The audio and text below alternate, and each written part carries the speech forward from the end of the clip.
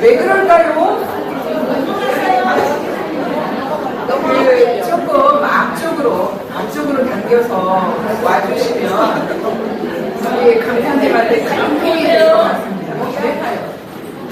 그게가 우리 강사님 스폰서 내내하실 건가요? 우리 의자를 조금 해서 저기 탁자로 괜찮아요. 조금 앞으로 당겨주시면 늦게 오시는 분이 그냥 뒤에 살짝 앉아도 괜찮겠지만 앞이 비어있는데 앞으로 오시기 힘들으실 것 같아요. 여러분 부끄럽지만 조금 앞자리로 자리를 옮겨주시기 바랍니다.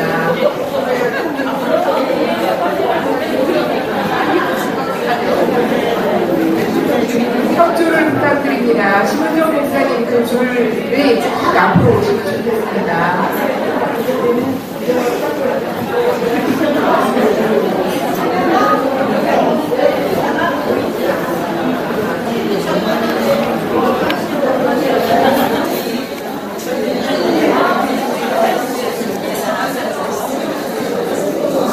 여러분들이 조금 앞으로 당겨주시고 조금 조용해 주시면 시작하겠습니다.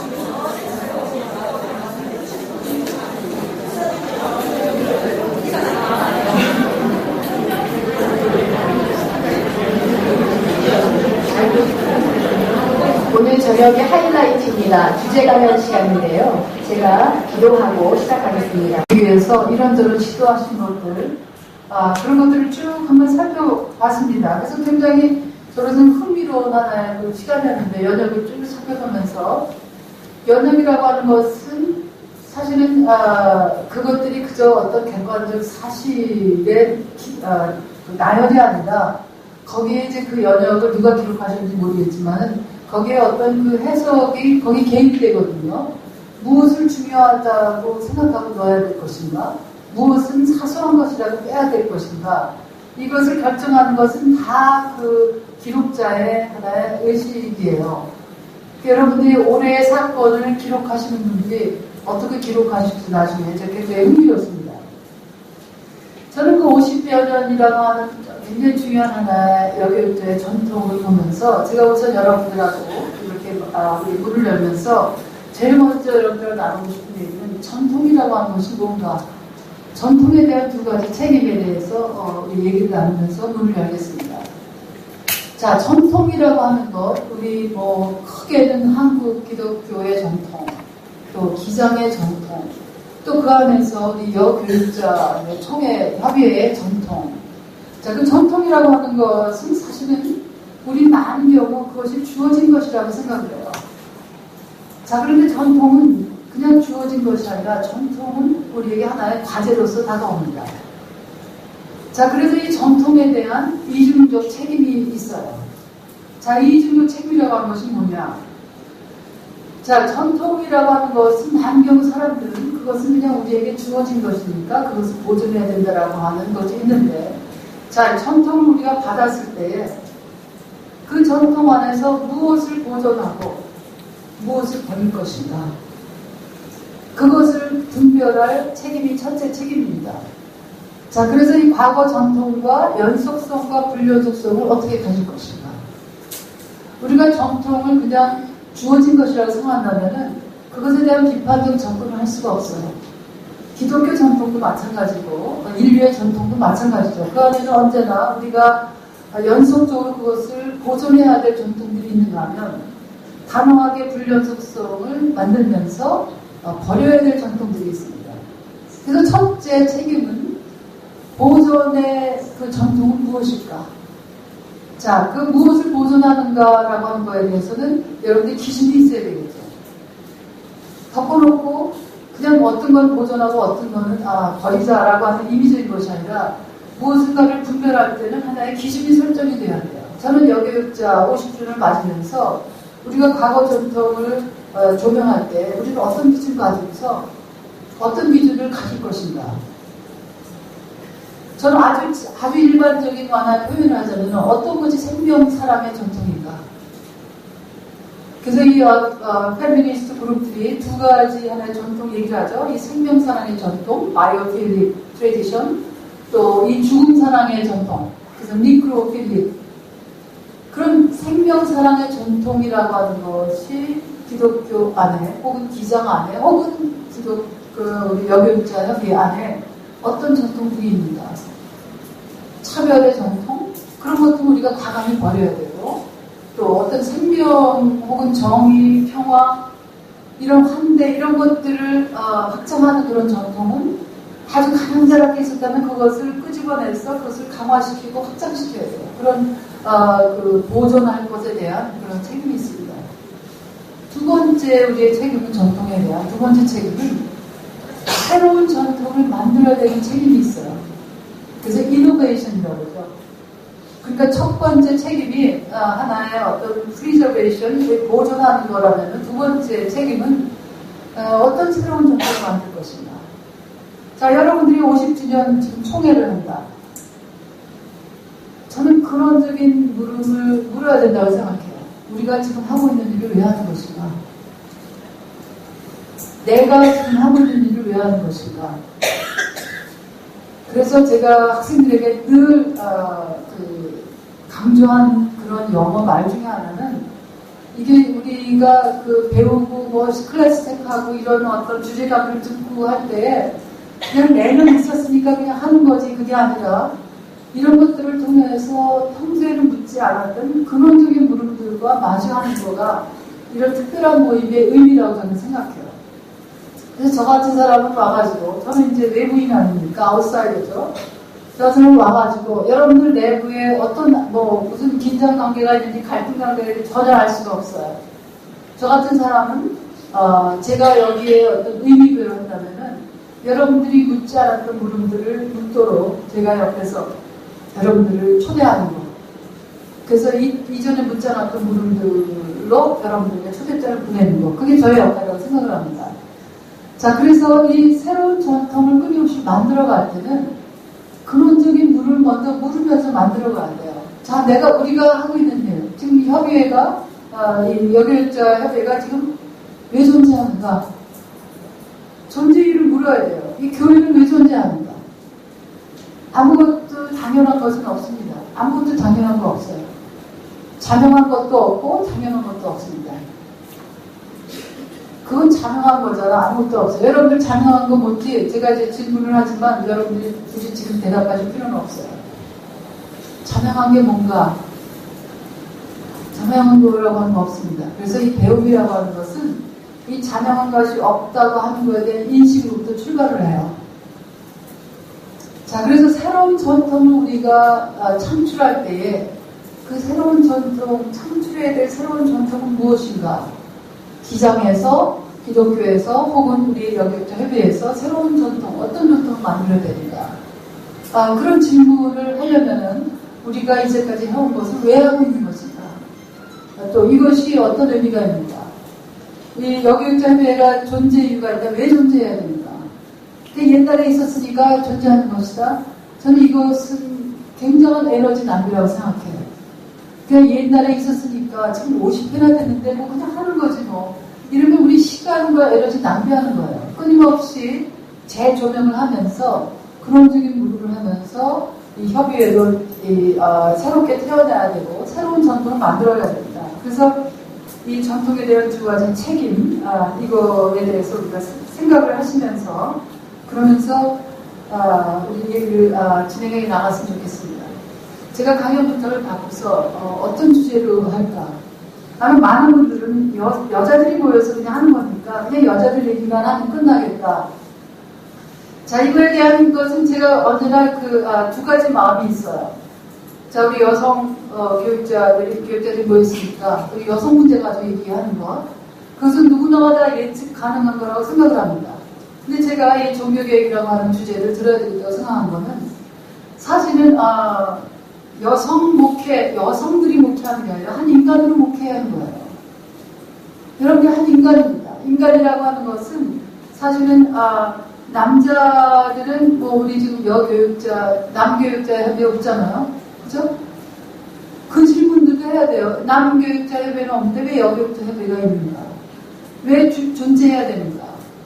그 질문을 하면서 우리가 여성이라고 하는 생물학적 성이라고 하는 것이 가지고 있는 사회적, 정치적 의미, 또 종교적 의미를 들여다보면서 거기에서 왜 유독 남교육자 협의회는 없는데 여교육자 협의회가 만들어질 수밖에 없었을까?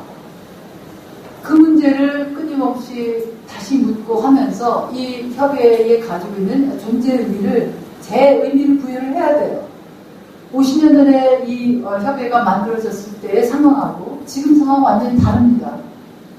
그 협의가 만들어졌을 때는 여러분들 목사 안수 제도가 허용되기 바로 직전이더라고요.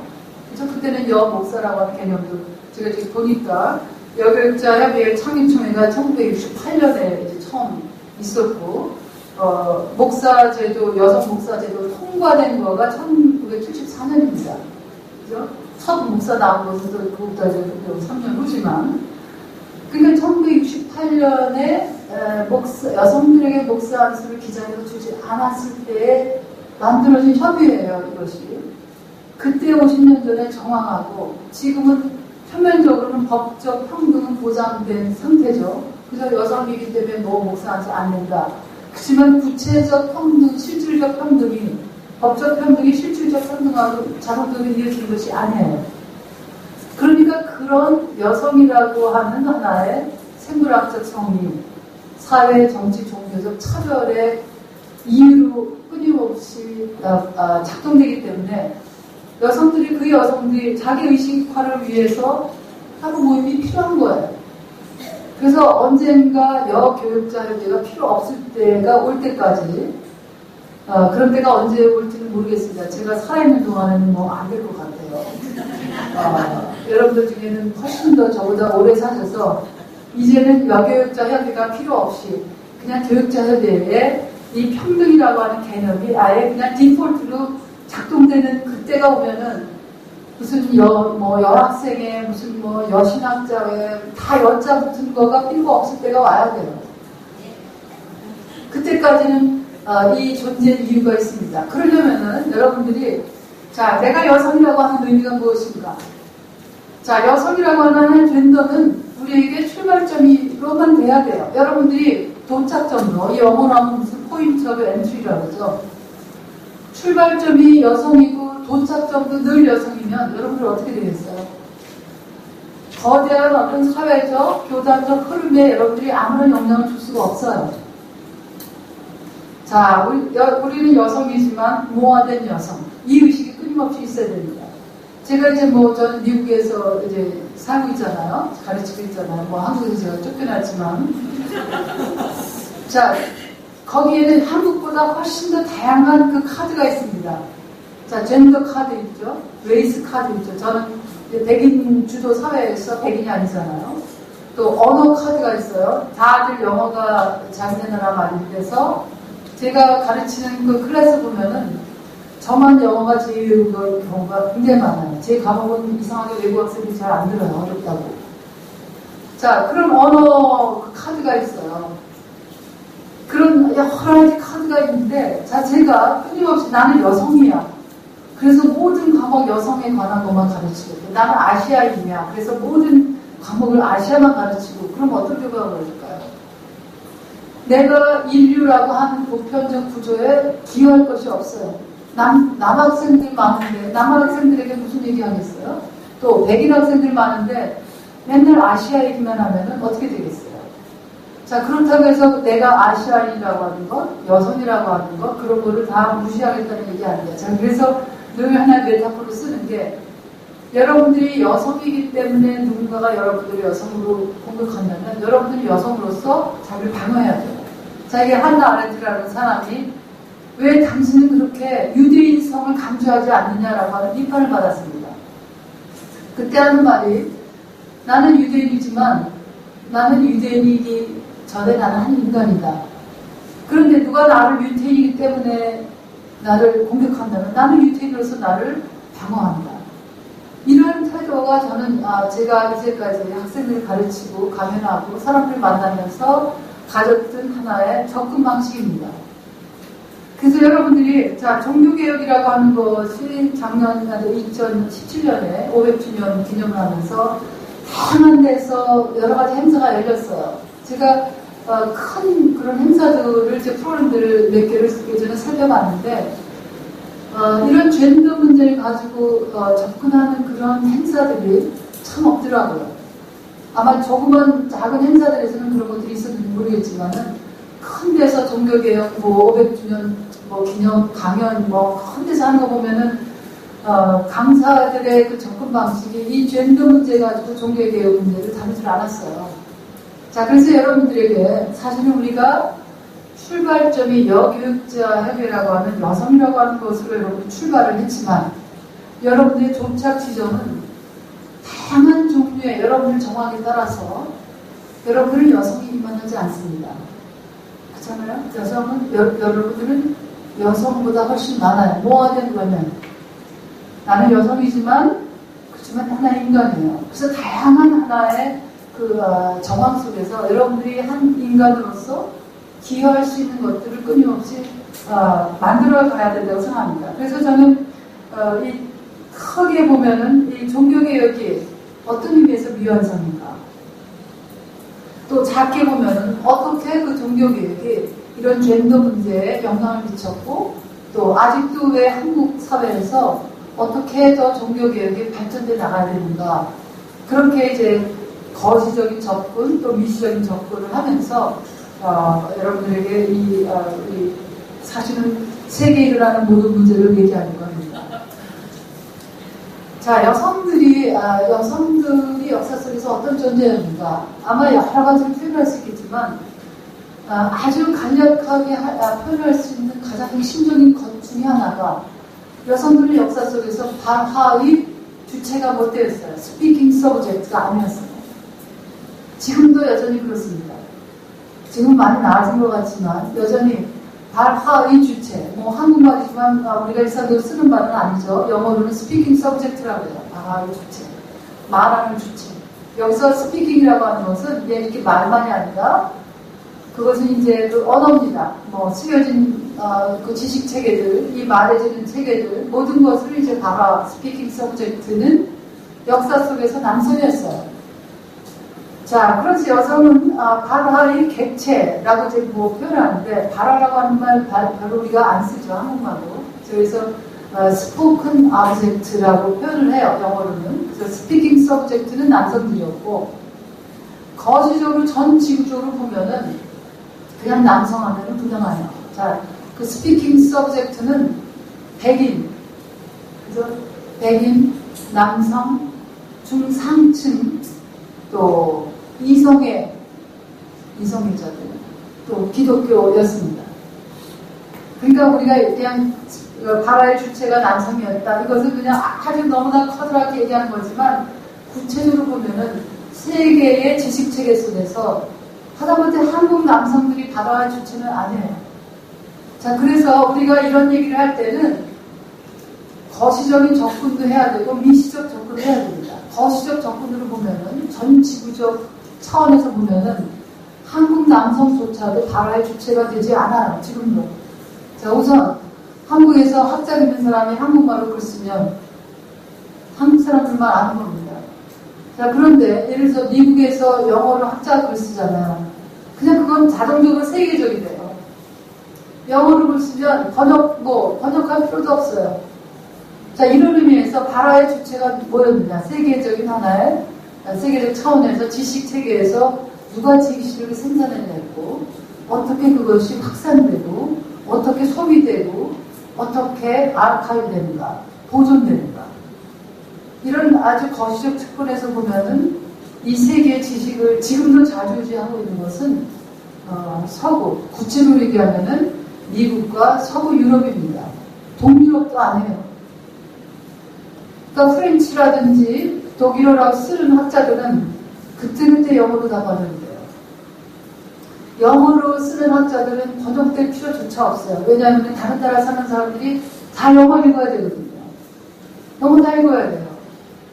자, 그런 어떤 지식이라고 하는 것이 어떻게 거창하게 움직여지는가, 그걸 보시면서 아주 미시적 접근을 하면은 한국 사회에서 소위 발화의 주체는 여전히 지금도 남성들이에요. 자, 강단권, 요단권을 장악하고 있는 사람이 누굽니까? 남성들이에요. 아주 소수의 여성들이 구석구석에서 있을 뿐입니다. 자, 그래서 종교개혁이라고 하는 것이 이 여성 젠더 문제를 가지고서 종교개혁을 볼 때는 이제까지 충분한 연구가 있지 않았어요. 자, 그래서 이제 그 젠더 연구하는 사람들이 종교개혁이라고 하는 사건을 젠더라고 하는 렌즈를 가지고 들여다보니까 종교개혁을 평가하는 역사가들이 대개 세 가지 접근 방법을 가지고 있다고요. 첫째는 아예 여성 문제, 여성 젠더라고 하는 것을 그냥 아예 무시해요. 그냥 아버지들, 이 남자들의 경험이 그냥 다 일반적인 보편 경험이다 해서 첫 번째 그 종교개혁 역사가들은 젠더라고 하는 거, 여성이라고 하는 걸 굳이 뭐 들여다볼 필요조차 못 느껴요. 자, 두 번째는 일부 여성들에게만 관심을 가져요. 이 종교개혁을 서술을 하고 평가하는 역사가들. 일부 여성들이 누구냐면 특권층 여성입니다. 여왕이라든지 혹은 상류층 여성들이 종교개혁을 지지했는가 혹은 종교개혁을 반대했는가 그런 종류의 아주 제한된 여성에 대해서만 관심을 보이면서 그런 역사를 써요. 세 번째의 접근 방법은 자, 종교개혁 그 전통 안에서 여성이란 도대체 누구이냐라고 하는 논쟁이 굉장히 심했습니다. 굉장히 활발했어요. 그런데 자, 어떤 식으로 여성에 대한 논쟁이 심했냐. 그래서 아예 그 디베이트 about women이라고 하는 그 주제가 가지고서 인문학자라든지 신학자라든지 철학자들이 여성이라는 도대체 어떤 존재냐 새롭게 규정하는 하나의 그 논쟁들이 굉장히 나오기 시작했는데 대개 젠더 역할에 대한 그 종교개혁 전후에서 남성들의 시각은 뭐냐면 여성은 도대체 도덕적인 존재인가 비도덕적인 존재인가 자, 또 여성은 선한 존재인가 악한 존재인가 그러니까 이게 보세요. 가라의 주체가 아니라 객체라고 하는 게 우리는 여기 있는데 저쪽에서 남자들이 자, 저 여자들을 어떻게 평가해야 되지? 저 여자들이 도덕적인가 비도덕적인가 선한 존재인가 악한 존재인가 또 저 여자들이 합리적인가 감정적인 존재인가 왜냐하면 그 종교개혁 전후에서 이 인간의 그 합리성이라고 하는 것이 굉장히 중요한 하나의 이성적 능력, 합리적 능력 그래서 계몽주의가 등장하기 시작한 것은 인간이라고 하는 것을 합리성이라고 하는 것으로 인간인가 아닌가에 대한 그 척도가 합리성이에요. 그래서 인간의 칸트라고 하는 이제 계몽주의 하면은 이제 그 칸트 얘기하지 않습니까? 그 사람은 여성은 이런 합리적 능력을 지니지 못한 존재라고 봤어요. 그러니까 계몽주의가 이제 부상하기 바로 직전의 종교개혁은 바로 도대체 여성이란 어떤 존재지 하고서 이 모든 여성들은 하나의 말에 지는 존재예요. 스포큰 아브젝트. 스스로 우리는 이런 존재가 아니라 남자들이 규정하는 여성들. 그래서 이 종교개혁에 대해서 이 젠더 문제가 이렇게 세 가지로 여성에 대한 전혀 어떤 근원적인 변화를 느끼지 않는 상태에 머물렀습니다. 자, 그러면서 후대에 페미니스트 이제 역사가들이 종교개혁을 다시 들여다보기 시작했어요. 젠더라고 하는 렌즈를 가지고. 종교개혁이 도대체 여성들에게 어떤 의미가 있는가? 여러분들 어떻게 생각하세요? 작년에 종교개혁 500주년 많이 들렸었는데, 종교개혁이 여성들에게는 어떤 의미일까? 지금 여러분들이 개인적으로 답을 못하시지만, 제가 이렇게 질문하는 거는 여러분들에게 초대입장을 보내는 겁니다. 30초든 1분이든 진짜 뭐지? 나는 종교개혁에 대해서 어떻게 생각하지? 특히 우리가 여교육자회니까 종교개혁이 여성들에게 어떤 의미를 가지고 있는가? 한번 지금 잠깐이라도 몇십 초라도 생각을 해보세요. 자, 종교개혁은 아주 커다랗게 페미니스트 관점에서 보면은 여성들에게 좋은 점보다는 훨씬 더 부정적인 의미를 더 가져왔다고 평가하는 역사가들이 많습니다. 자, 왜 그러냐면은, 자, 우리 여기 수녀님도 와 계시지만, 종교개혁에서 이제 첫 번째 했던 일들이, 소위 이제 프로테스탄트가 등장하면서 수도원을 폐쇄했어요. 자, 그러니까는, 캐톨릭 그 전통 안에서는 여성들이 하나의 어떤 선택의 여지가 있었어요. 내가 결혼한 삶을 사느냐, 아니면 독립적인 수도자로서 나의 어떤 종교적 삶을 독자적으로 갈 수가 있느냐. 그런 선택의 여지가 있었는데 종교개혁 이후에 여성들을 위한 수도원들이 폐지됐습니다. 자, 첫 번째 여성들 수도원 폐지되면서 사실은 여성들이 독립적인 삶을 살 수 있는 가능성 자체가 아예 차단돼 버렸어요. 그래서 그 다음에는 뭐가 되냐면, 자, 그러다 보니까 결혼이라고 하는 것이 이상화됩니다. 자, 마틴 루터도 이제 뭐 도망가서 결혼했잖아요. 그러니까 돌연히 결혼이라고 하는 것이 소위 성직자의 결혼을 포함해서 결혼이 배랑한 굉장히 이상화되면서 부각돼요. 자, 결혼이 부각되면 어떤 현상이 벌어집니까? 여성의 역할에 대한 논쟁이 이제 다시 부상이 되죠. 자, 여성이 도대체 하나님이 여자를 왜 만들었는가? 이 주제는 고대부터 계속 있어 왔습니다. 교우 신학자들부터 도대체 여성의 존재는 뭔가? 여러분들 혹시 하녀들의 이야기라고 하는 거, 한국말로 번역되는지 아닌지 제가 잘 모르겠는데, 하녀들의 이야기라고 하는 책이 있어요. 그게 이제 작년인가, HBO에서 그 영화를 시리즈를 만드는데 그 상을 탔습니다. 하녀들의 이야기. 핸드메이드 테이크인데, 제가 독일에서 공부하다 미국 가서 처음으로 그 여성들이 쓴 소설만 7권을 읽는 그 페미니스트 세미나를 가서 제가 진짜 고생한 세미나가 있었습니다. 그 소설들이 이거 사전에 안 나오는 말들이 굉장히 많거든요. 그러니까 이거 독일에서 있다가 이제 미국 가서 영어도 익숙하지 않은데 더군다나 소설을 읽으려니까 두 주에 한 번씩 읽어야 되는데 매주 써서 내야 돼요. 정말 고생했어요.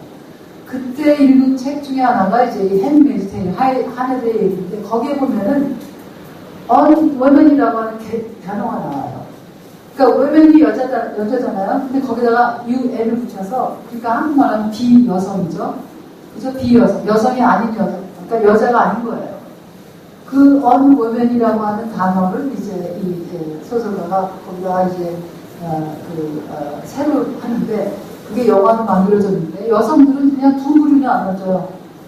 애를 낳을 수 있는 부류하고 애 낳을 수 없는 부류. 자, 그런데 이게 굉장히 과장된 얘기 같지만 이 결혼이 이상화되면서 자, 부각되는 여성의 역할이 있었습니다. 자, 여성이라고 하는 것에는 두 가지 모델밖에 없어요. 하나는 여성은 아내가 되든가 아니면 창녀예요. 여성은 아내든가 창녀예요. 그래서 여성이라고 하는 것에 대한 두 모델이 어떤 페미니스트 로즈메리 톰이라고 하는 사람은 어떤 모델이냐, 하나는 사창가 모델, 그래서 브로델 모델이 하나 있고 그 다음에는 파밍 모델이 있습니다. 농장 모델. 자, 농장이 뭐겠어요? 애 낳아서 양육하고 기르고 밥 먹이고 동물적인 거예요. 여러분들 뭐 인간이 임신해서 애기 낳고 기르고 하는 거 뭐 우리는 동물 아니다 하지만은 멀리서 보면은 하나의 동물적 구조를 가지고 있어요. 그래서 이 로즈메리 톰이라고 하는 사람은 인류와 여성에게 가져하는 두 모델은 두 가지예요.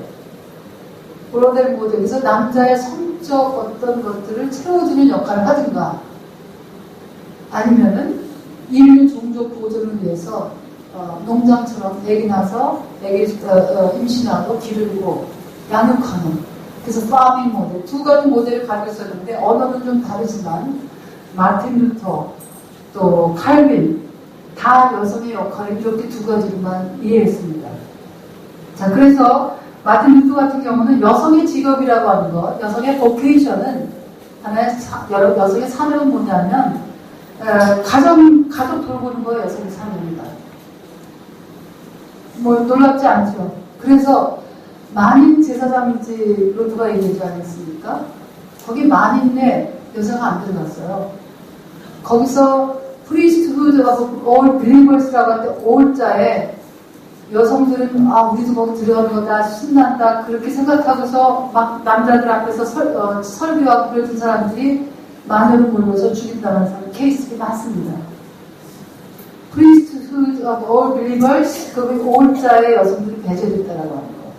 그래서 마틴 루터가 그런 얘기 할 때도 거기 올자가 여자도 집어넣어야지. 그런 젠더의식이 있었던 게 전혀 아니라고 하는 거예요. 자, 그래서 물론 이제 나중에 여성들이 그 올자에 왜 우리가 안 들어가느냐 해서 이제 그것이 프랑스 혁명도 마찬가지고 이제 그에게도 후대에 많은 여성들이 그것을 이제 이렇게 여러분들처럼 어떤 목회자적 삶을 살아가려고 했는데 어쨌든 마틴 루터도 그렇고 칼빈 같은 경우도 그렇고 이 사회적 칼빈이 이런 말을 했어요. 도덕적 질서를 유지하기 위해서 여성의 종속은 필연적이다. 그게 바로 신적 질서다. 디바인 오더다.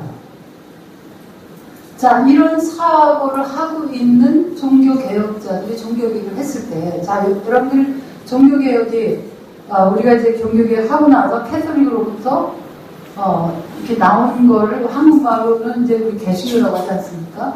개신교가 영어는 뭐예요? 프로테스탄트거든요? 자, 그런데 저는 그 번역이 잘못됐다고 늘 생각해요.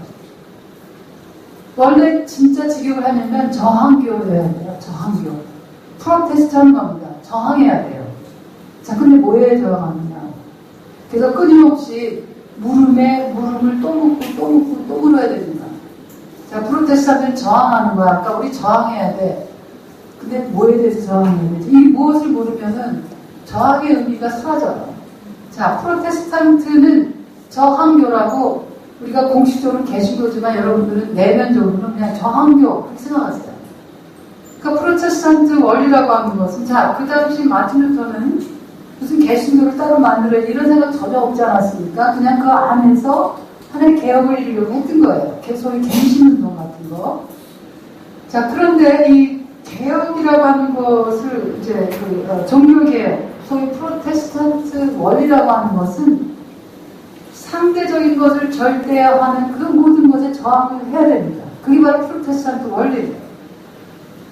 자, 그래서 프로테스탄트 원리를 우리가 얘기할 때는 마틴 루터 당시에는 무엇에 저항했는가? 뭐에 저항했어요? 교회의 절대화. 교회라고 하는 거, 혹은 교황의 절대화에 대해서 저항한 거예요. 왜냐하면